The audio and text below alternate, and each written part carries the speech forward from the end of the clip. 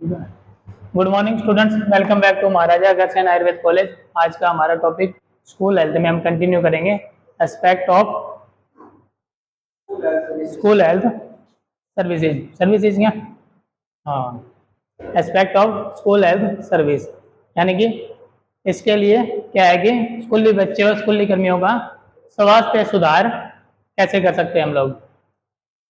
जो स्कूली बच्चे भी हैं उसमें स्कूल के जो कर्मचारी भी हैं, और कर्मचारियों में कौन कौन आगे, जैसे टीचर्स या हाँ वर्कर्स हो गए जो भी हैं, तो वो सारे उनकी भी हेल्थ का ध्यान रखना हमने। तो पूरे के पूरे, यानी कि स्कूल हेल्थ का मतलब ये नहीं है कि सिर्फ बच्चों का ख्याल रखना हमने, साथ साथ उनके टीचर्स का और स्टाफ का भी हम उसके उनके हेल्थ में कैसे सुधार करेंगे। सबसे पहले तो जब बच्चे का एडमिशन हो रहा है उस टाइम भी उनका चेकअप, मेडिकल चेकअप हाँ होना चाहिए। बट प्रैक्टिकली क्या है कि लोग थोड़ा सा वो कर देते हैं, ढील ढाल कर देते हैं, नहीं करते।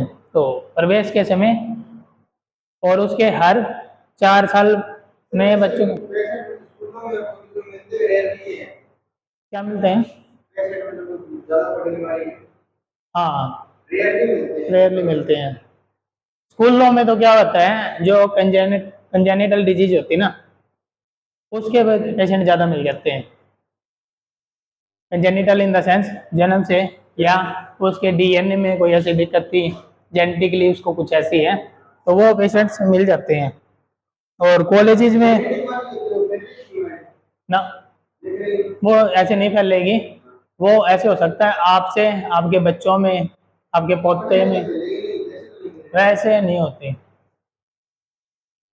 वैसे एक ऐसे हो सकती है, जैसे मान लो HIV है, वो अगर उसकी माता या उसके फादर साहब जो है वो HIV से ग्रस्त है, तो वो क्या कि बच्चे में गई।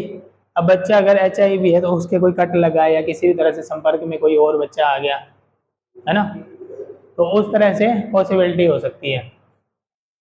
अदरवाइज जैसे ये होती है थैलेसीमिया, ब्लड की जो बीमारी है, एक सिकल सेल एनीमिया होती है। सिकल सेल एनीमिया में क्या होता है, जो जैसे मान लो नॉर्मली तो हमारे RBC ऐसे राउंड होते हैं, और उसमें सिकल सेल में क्या होता है, इस तरह से करके सिकल जैसे बोलते हैं, जो अपने दराती बोलते हैं ना, उसमें खेतों में जो यूज करते हैं काटने में, उसकी शेप के RBC बनने लग जाते हैं। तो ये भी क्या होता है कि इसमें क्या है कि ऑक्सीजन अच्छे से कैरी नहीं कर पाता वो पेशेंट, ठीक है। तो उसके कारण क्या है कि ये ऐसी बीमारियां भी कई बार वैसे आ जाती हैं, लेकिन ये फैलती नहीं है, ठीक है।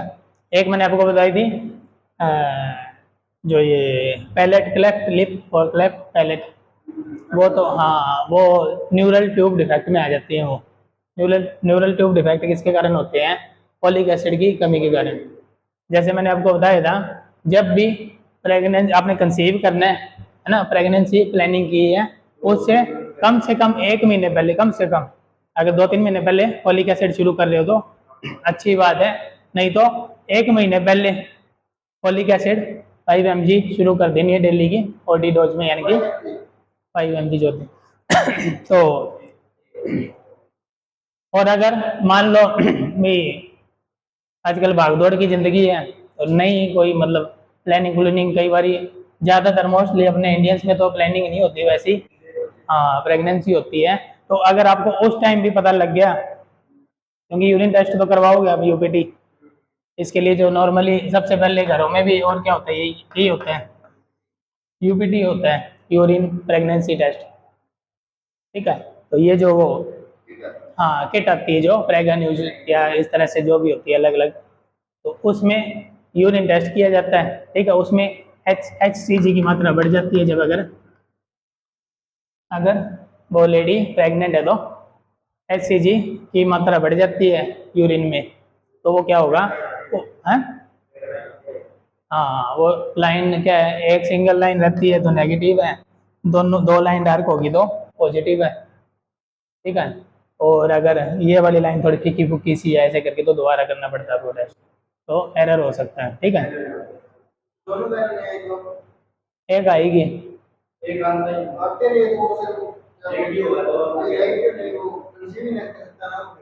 कैसे कंसीव नहीं कर सकता? ऐसा तो कुछ नहीं है, ऐसा तो कुछ भी नहीं है। एक लाइन तो आएगी ही आएगी, और अगर ना भी आए तो टेस्ट दोबारा कर लो, कोई जरूरी नहीं कि कंसीव उसमें है। समझा दिया। तो उसमें क्या था, ये HCG की मात्रा वो ऐसे ऐसे हो रहे हैं। पता क्या है इससे, ये यार ये डिसाइड थोड़ी करेगा कंसीव करेगा या नहीं करेगा। ये तो सिर्फ एक बता रहा है कि पॉजिटिव है नेगेटिव है? ये एक चीज सोचो, अगर इसमें लाइन आई भी नहीं भी आई तो ये उनको कैसे रोक सकती है कंसीव करने से? प्रैक्टिकली सोच के देखो। तो ये बताते हैं ना कि प्रेग्नेंट है या नहीं है। अगर उसके ब्लड में यूरिन में HCG की मात्रा बढ़ गई, ह्यूमन कोरोनोग्राफी गोनेडोट्रोपिन इस तरह से हार्मोन है ये, तो ये बढ़ा हुआ है तो वो समझो प्रेग्नेंट है, अगर नहीं बढ़ा हुआ तो नहीं है प्रेगनेंसी। ये बात है। उसमें बहुत सारी प्रॉब्लम होती है, एक कोई भी नहीं होती।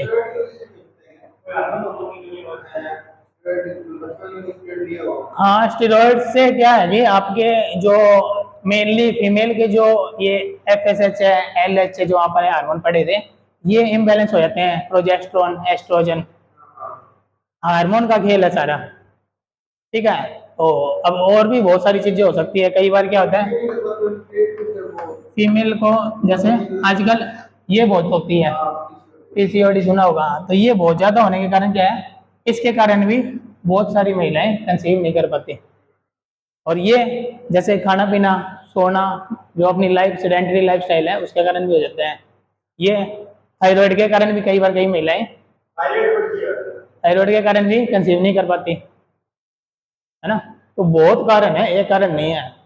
कुछ फीमेल्स हैं जैसे उन्होंने शादी से पहले कॉन्ट्रासेप्टिव पिल्स काफी खा ली या कोई किट ले ली, उसके कारण भी इम्बैलेंस हो जाता है। और फिर बाकी हो सकता है कि जो मेल पार्टनर है उसमें भी बहुत सी चीज़ें, स्पर्म काउंट कम हो गया या नील हो गया, या इरेक्टाइल डिसफंक्शन है, या बहुत सारी चीज़ें हैं। तो फैक्टर इसमें एक नहीं है, बहुत सारी चीज़ें हमको देखनी पड़ेंगी। ठीक है। तो अब हम बात कर लेते हैं हमारे टॉपिक की, स्कूल हेल्थ की। तो स्कूल हेल्थ में क्या करना हमने, एक तो प्रवेश के समय एडमिशन के टाइम में उसका चेकअप करना बच्चों का, फिर हर साल में, हर 4 साल में एक बार फुल बॉडी चेकअप करवाना उनका। ठीक है, तो उसमें चिकित्सा करवानी है पूरी तरह से। उसमें क्या क्या हो सकती है, क्लिनिकल हो सकती है। ठीक है भाई, एक तो नॉर्मली वैसे दिख जाती हैं भाई, आंखों से पानी आ रहा है, आंखों में लालिमा है। ठीक है, स्किन पे कोई दाग धब्बे निशान, एलर्जी, फंगल, इस तरह की चीजें। ठीक है, तो बहुत सी सारी चीजें जो क्लिनिकल होगी। फिर लेबोरेटरी, लेबोरेटरी में क्या है, लैब टेस्ट कौन से हो जाते हैं उनके, ब्लड टेस्ट हो गया, यूरिन टेस्ट हो गया। ठीक है, और या फिर दोनों भी हम कर सकते हैं। तो ये क्या है कि जो स्कूल में मेडिकल ऑफिसर है, MO है, उनका उनका उनकी रिस्पॉन्सिबिलिटी है कि बच्चों का ध्यान देना है, और मतलब जो अगर उनको कोई रोग है तो उनका जल्दी से जल्दी डायग्नोज करना है, डायग्नोज हो गया तो उनका ट्रीटमेंट स्टार्ट कर देना है। ठीक है, फिर क्या है कि शिक्षकों को बच्चों का शरीर पर किसी प्रकार के दाने, धब्बे, दाग धब्बे, वो मैंने आपको बता ही दिया कि शिक्षक जो है, टीचर्स हैं, उसके ही कांटेक्ट में बच्चे सबसे पहले आते हैं, और उसी को ही सबसे पहले ध्यान देना होता है कि इसको कोई किसी प्रकार की कोई एलर्जी, कोई रेडनेस जो मैंने आपको बताई है, कोई आंखों की प्रॉब्लम, कोई दांतों की प्रॉब्लम, क्योंकि टीचर की निगाह हर बच्चे पे रहती है, तो उसका भी एक फर्ज रहता है कि हाँ। अब इसमें जैसे क्या कुछ हो गया, दाने हो गए, दाग हो गए, चेहरे पर लाली होगी, सर्दी होगी, खांसी होगी, छींक, गले में दर्द है, हाँ लाल या है, अनिद्रा, नींद तो बहुत आती है बच्चों को। स्कूल जिस दिन लगना होता है उस दिन ज्यादा नींद आती है, छुट्टी वाले दिन बच्चे जल्दी उठ जाते हैं, है ना। हाँ उस दिन, हाँ फिर नींद नहीं आती। और क्या है, निद्रा, दस्त, शरीर में दर्द, त्वचा संक्रमण, स्किन इन्फेक्शन बच्चों को बहुत होती है ना, बच्चे हैं? हाँ स्किन इन्फेक्शन बहुत ज़्यादा होती है, क्योंकि बच्चे के क्या है, स्किन जो है सेंसिटिव होती है।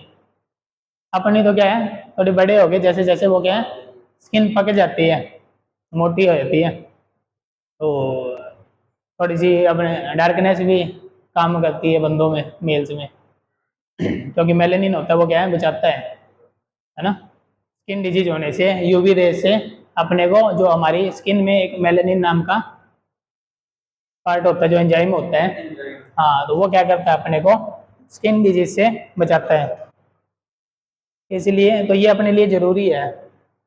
लेकिन आजकल अपने जैसे कहते हैं ना, अपने समाज में या अपने देश में गोरेपन से खूबसूरती को नापते हैं, जो सुंदरता है उसको नापते कैसे हैं लोग, गोरेपन से, भाई जो ज़्यादा गोरा है वो उतना सुंदर है। लेकिन जो ब्लैक स्किन वाले होते हैं उनको स्किन रोग बहुत कम होते हैं। फिर आ गया शिक्षकों व अन्य स्कूल कर्मियों की भी मेडिकल जांच कराई जानी चाहिए, ये बात भी हमने पहले कर ली है कि सभी की जांच, हमने बच्चों के साथ साथ जो टीचर्स है, स्टाफ है, उनकी भी हमें जांच करनी चाहिए। फिर क्या है, रोगी बच्चों के स्कूल कर्मियों के उपचार के लिए ग्रामीण क्षेत्रों में, अभी एक बात आपने पहले भी की थी कि हर गांव में पीएचसी पीएचसी होती है, पीएचसी, इसकी फुल फॉर्म प्राइमरी, हाँ, तो ये क्या है कि स्कूल रोगी बच्चों या स्कूली कर्मियों के लिए उपचार के लिए ग्रामीण क्षेत्रों में पीएचसी होती है। ये है आंगनवाड़ी, आंगनवाड़ी इसके अंडर में आ जाती है। तो ये मैंने आपको बताया था कितनी संख्या पे थी पीएचसी, इसका भी कॉम्पिटिटिव एग्जाम में क्वेश्चन आ जाता है कि कितनी जनसंख्या के लिए पीएचसी होती है, 1500 के लिए।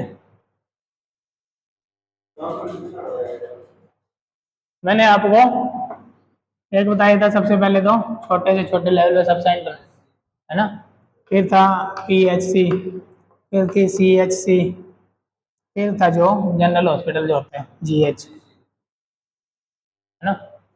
तो ये पीएचसी कितनी उस पर जनसंख्या में होता है, ये होता है 20 से 30 हज़ार।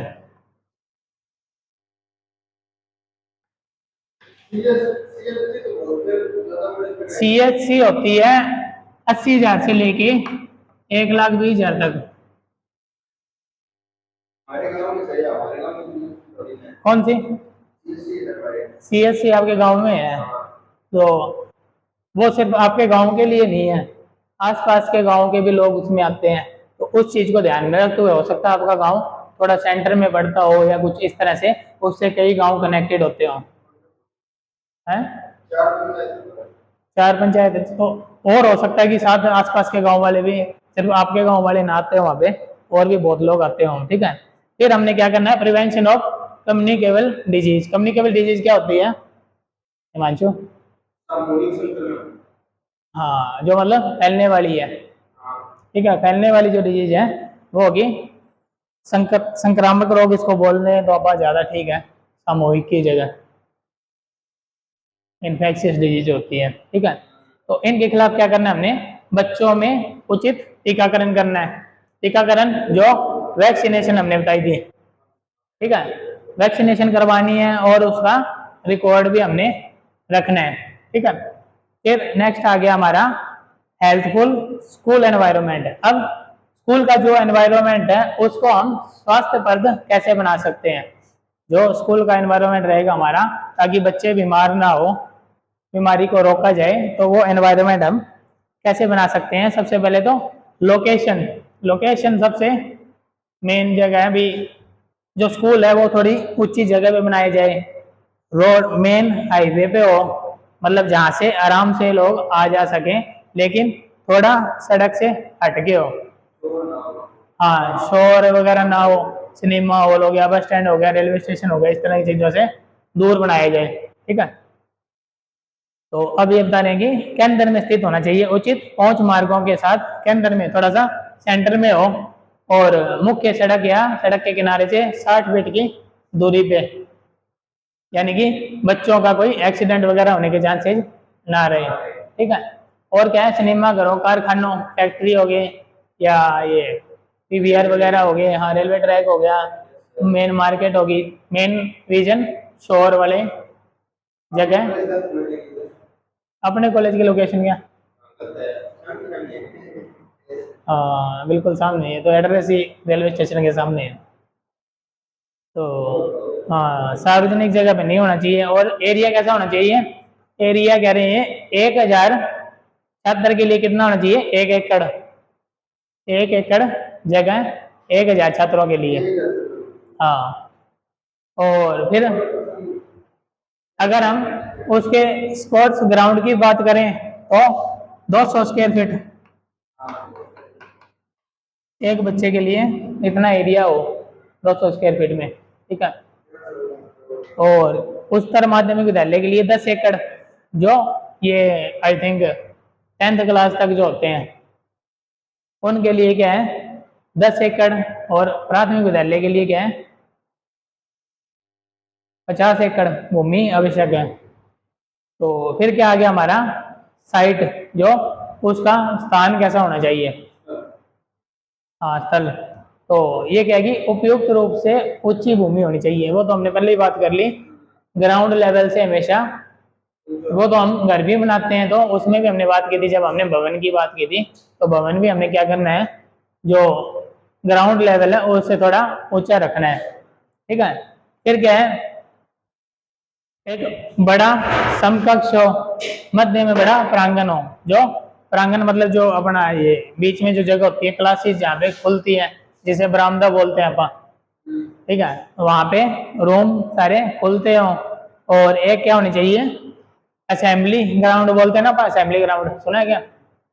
असेंबली होती जो प्रार्थना वगैरह करवाते हैं और करवाते हैं, जहाँ पे बहुत सारे बच्चे इकट्ठे हो सके, सारे बच्चे अपने। ठीक है। खुले मैदान में। तो और क्या है वहाँ पे, विद्यालय का अपना क्रीड़ा स्थल हो, यानी कि स्पोर्ट्स ग्राउंड होना चाहिए, है ना। एक्टिविटीज करने के लिए जगह होनी चाहिए विद्यार्थियों के लिए। और क्या है, इंडोर खेल के लिए अलग होनी चाहिए जगह, और लाइब्रेरी होनी चाहिए वहाँ पे। ठीक है।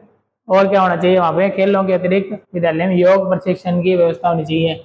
योग के लिए अलग जगह होनी चाहिए, स्पोर्ट्स के लिए अलग जगह होनी चाहिए, लाइब्रेरी होनी चाहिए, असेंबली होनी चाहिए। तो इस तरह की सारी चीज़ें वहाँ पे स्कूल में अवेलेबल होनी चाहिए। फिर बिल्डिंग की बात करें तो मंडप प्रकार पेवेलियन टाइप की होनी चाहिए, अर्थात वर्णमाला शब्द ई की तरह, जिसमें कक्ष बरामदे में खुलते हैं। वही बात है, जैसे एक बरामदा होता है उसके अंदर, जैसे हम गवर्नमेंट स्कूल देखते हैं वो उसी स्ट्रक्चर में बने होते हैं, जैसे क्लासेज होती है वो सारी एक बरामदे में खुलती है। और उसमें वहां पे क्या ध्यान रखना हमने, सबसे ज्यादा मेन वेंटिलेशन का, वेंटिलेशन अच्छी होनी चाहिए, हवा एक ओर से आए दूसरी ओर से निकले। ठीक है।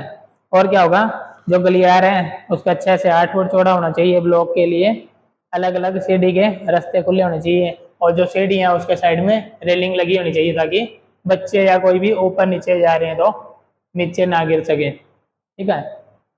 और सीढ़ियाँ कितनी होनी चाहिए, चौड़ी होनी चाहिए, कम से कम 4 फुट होनी चाहिए। और उसका फिर स्ट्रक्चर आ गया स्कूल का। स्कूल का स्ट्रक्चर में क्या है, उचित रूप से बाढ़ से घेरा जाना चाहिए। जो आर बार हम जैसे एक वो बाढ़ बना देते हैं ना तारों की, या उस तरह से, ठीक है, पेड़ पौधे लगा के और करके, तो सभी खतरों से मुक्त रखा जाना चाहिए जहाँ तक संभव हो। एक मंजिल पूरी तरह से बाढ़ से घेरा, एक मंजिल जो है वो मतलब काफ़ी ऊंचाई पे हमें को एक बाढ़ टाइप मतलब वो एक बॉर्डर सा बना देना है। ठीक है। फिर क्लासरूम कैसे होने चाहिए, क्लासरूम में क्या है, प्रति छात्र कम से कम 10 स्क्वायर फीट का एरिया एक बच्चे को मिलना चाहिए। 10 स्क्वायर फीट एरिया एक बच्चे के लिए आवश्यकता होती है। और एक क्लास में 40 से ज़्यादा बच्चे ना हो, 40 से ज़्यादा बच्चे ना हो, और एक बच्चे के लिए 10 स्क्वायर फीट एरिया कम से कम होना चाहिए। कितना है, कितना एरिया है आपका, कितना एरिया है एक स्टूडेंट के लिए, कितना है 2 स्क्वायर फीट है। तो फर्नीचर कैसे होने चाहिए वहाँ पे, डेस्क यानी कि जो बेंच बोलते हैं जो आप, वो उसके साथ कुर्सी अटैच हो, और थोड़ी सी कुर्सी क्या है कि जो बैठने वाली जगह वो थोड़ी सी उसके अंदर घुसी हो, माइनस जो माइनस स्ट्रक्चर बोलते हैं हैं। हाँ इस तरह से, ठीक है। तो उसके अंदर क्या है कि लिखने के लिए 15 डिग्री इस तरह से थोड़ा सा झुका होना चाहिए, और अपने पढ़ने डेस्क लिखने के लिए 15 डिग्री और पढ़ने के लिए 45 डिग्री, थोड़ा सा 45 डिग्री और इस तरह से हो जाएगा। हाँ खुद को ना झुकना पड़े, तो उस हिसाब से। हाँ जैसे ये आई थिंक 15 डिग्री पे होएगा, 45 डिग्री थोड़ा सा और ज़्यादा। हाँ तो इस तरह से क्या कि जो एक मैंने डेस्क और कुर्सी का बताया, थोड़ा माइनस पोजीशन में थोड़ी सी वो अंदर होनी चाहिए जो बैठने वाली जगह। फिर क्या है कि डोर विंडो कैसे होनी चाहिए। डोर विंडो की बात हमने जब भवन पढ़ा था, होम घर पढ़ा था, तब भी हमने बात की थी कि रूम का कितना कम से कम हिस्सा होना चाहिए। खिड़की का 25% शायद, 25 ही था क्या, 25% कम से कम। फर्श जो अपना एरिया है फर्श का, यानी कि अगर 100 स्क्वायर फीट का अपना फर्श है, तो जैसे ये खिड़की है तो 25 स्क्वायर फीट हमारी, तो ये भी क्या आपका 100 स्क्वायर फीट है या नहीं है। जो मतलब ये इन्होंने एक मापदंड रखा है, तो वो जरूरी नहीं है हर चीज में अपना भी होगा। कौन है,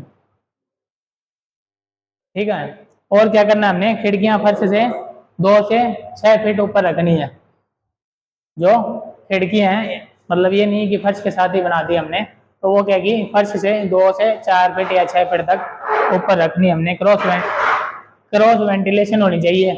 क्रॉस वेंटिलेशन कैसे होगी, जैसे इधर से गेट से हवा आ रही है और बाहर खिड़की से निकल रही है, ठीक है। अलग अलग दीवारों पर की जानी चाहिए वेंटिलेशन। फर्श क्षेत्र के 2% से कम नहीं होनी चाहिए। फिर कलर की बात आ गई। कलर तो मेनली आप हमेशा से देखते हैं कि जो है, हाँ लाइट कलर में भी वाइट ही होना चाहिए कलर तो। रेड, रेड तो बाहर होता है ना, दीवार अंदर रूम के अंदर तो रेड नहीं दिख, वाइट होता है, ताकि दिखने में लाइट को है ना ज्यादा मतलब अच्छे से ऑब्जर्व करते हैं पढ़ने में। और अगर आप डार्क कलर कर लो, फिर वहां पे आपका पढ़ने का दिल नहीं करेगा या सिर दर्द होने लग जाएगा। हाँ डार्क में, डार्क कलर से क्या कि एक नेगेटिविटी सी बनती है, और जितना ब्राइट होता है उतनी पॉजिटिविटी इंसान में रहती है, इसलिए वाइट कलर होना चाहिए। फिर क्या है, प्रकाश व्यवस्था लाइटनिंग।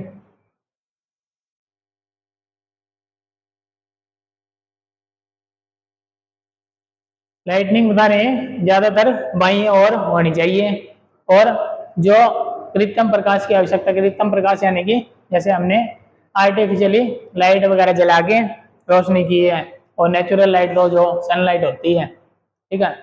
इसमें क्या है कि बल्ब की बजाय ये कह रहे हैं कि ट्यूबलाइट वगैरह लगानी चाहिए, क्योंकि बल्ब की थोड़ी येलो सी लाइट होती है, उससे गर्मी भी रहती है, और थोड़ा सा एक लाइटनिंग जो होती है येलो पीली पीली लाइट होती है, उससे ज़्यादा बेटर वाइट लाइट को माना गया है। इसलिए कह रहे हैं कि बल्ब की जगह ट्यूबलाइट को हमें लगाना चाहिए। आजकल तो ट्यूबलाइट की जगह भी है सी एफ एल वगैरह है इस तरह की। हाँ ये तो मरकरी है, सी एफ एल भी है कि नहीं लगाई क्या। हाँ तो फिर क्या है, शाम पट। शाम पट किसको कहते हैं। हाँ ब्लैक बोर्ड को शाम पट, ब्लैक बोर्ड। ये क्या होना चाहिए, दीवार के मध्य, दीवार के मध्य में ये नहीं है। जब आप सेंटर में आके बैठोगे तब आपको ये इधर लगने लग जाएगा, इधर उधर जाके बैठोगे तो हो सकता है।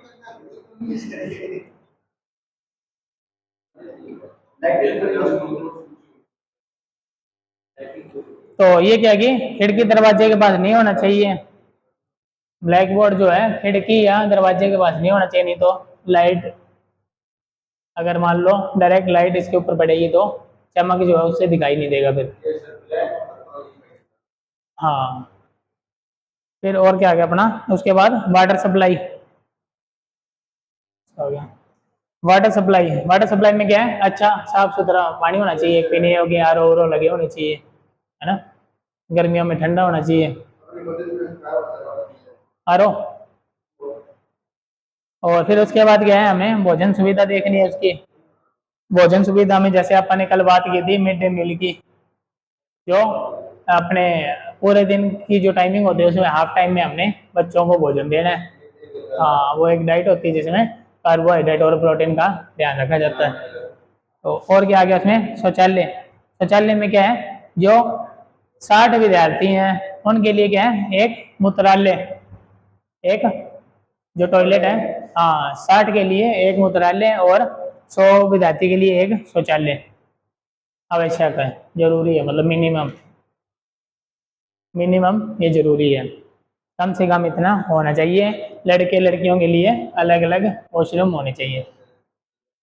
फिर न्यूट्रिशनल सर्विस में क्या है, जो पोषण कार्यक्रम होते हैं अपने, जैसे उसमें क्या क्या देने हमें, विटामिन ए की टेबलेट्स भी दी जाती है बच्चों को, आयरन की भी दी जाती है, क्योंकि एनीमिया आजकल बच्चों में बहुत ज़्यादा है। एनीमिया मतलब लो एचबी, एनीमिया का मतलब क्या हो गया, लो एचबी, खून की कमी होती है जो, और वो किस कारण से हो सकती है, सबसे ज़्यादा आयरन डेफिशिएंसी एनीमिया पाया जाता है। इसलिए बच्चों को टाइम टू टाइम स्कूलों में क्या दिया जाता है, आयरन दिया जाता है, ठीक है।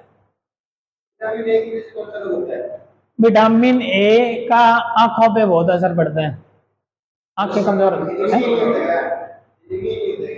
एनीमिया नहीं होता, विटामिन ए का अलग है। एनीमिया क्या होता है, आयरन की कमी से ज्यादातर ये हो तो सकता है, विटामिन बी 12 के कारण भी हो सकता है वो, लेकिन आयरन की, फोलिक एसिड की कमी के कारण ज्यादा एनीमिया होता है। एनीमिया मतलब लो एच बी मतलब उसका जो हीमोग्लोबिन है वो कम हो गया।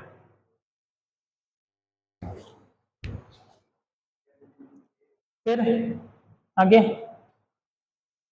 फर्स्ट एड भी हम स्कूलों में रखते हैं सभी शिक्षकों को इस सेवाओं के लिए तैयार करने हेतु। फर्स्ट एड के लिए हमने क्या करना है, सभी टीचर को तैयार करना है, ट्रेनिंग देनी है कि अगर किसी बच्चे को चोट लग जाए, कुछ भी हो जाए कल को, इमरजेंसी अगर हो, तो फर्स्ट एड आप देने के लायक रहो। फिर मेंटल हेल्थ का ध्यान रखेंगे, मेंटल हेल्थ रखनी है ध्यान उसको, बच्चे की दिनचर्या इस हिसाब से रखनी है ताकि वो डिप्रेस ना हो पाए, ठीक है। हाँ, कार्य अवधि के बीच पर्याप्त थोड़ा थोड़ा बीच में रेस्ट देते रहना बच्चों को, ये नहीं कंटिन्यू सुबह लगे और शाम तक पढ़ाते जा रहे हैं। और क्या है, जाति धर्म समुदाय और गरीब अमीर चतुर मंद बुद्धि के बीच कोई भेद नहीं किया जाना चाहिए, ठीक है। किसी भी प्रकार से कोई भेदभाव नहीं होना चाहिए, ना गरीब अमीर में, ना धर्म के हिसाब से, ना शक्ल सूरत के हिसाब से, या गरीब किसी के पास पैसे कम है या कपड़ों के आधार पे, किसी भी प्रकार से भेदभाव बच्चों में, उनको मतलब इस तरह से ट्रेन करना है कि यहाँ भी और आगे के फील्ड में भी मतलब इस तरह से वो भेदभाव से दूर रहे। अब जैसे ये मानसिक स्वास्थ्य की बात है, अब लोग यहाँ कोटा वगैरह जाते हैं इंस्टीट्यूट पे, तो वहाँ क्या करते हैं, सुबह पढ़ाने शुरू करते हैं, रात तक पढ़ाते रहते हैं, बीच में रेस्ट सिर्फ 2 या 5 मिनट का देते हैं, तो वहाँ पे लोग क्या है, डिप्रेस हो जाते हैं काफ़ी, क्योंकि कई बच्चे ऐसे होते हैं पेरेंट्स के कहने पे या दबाव में वो वहाँ पे चले जाते हैं, लेकिन वहाँ पे इस तरह से वो टॉर्चर हो जाते हैं एक तरह से, फिर कई लोग वहाँ पे सुसाइड भी कर लेते हैं, ठीक है। हाँ, अब बच्चे इंटेलिजेंट हो गए। तो आज की क्लास में अपन टॉपिक इतना ही करेंगे, बाकी इसको कंटिन्यू करेंगे नेक्स्ट क्लास में। Thank you.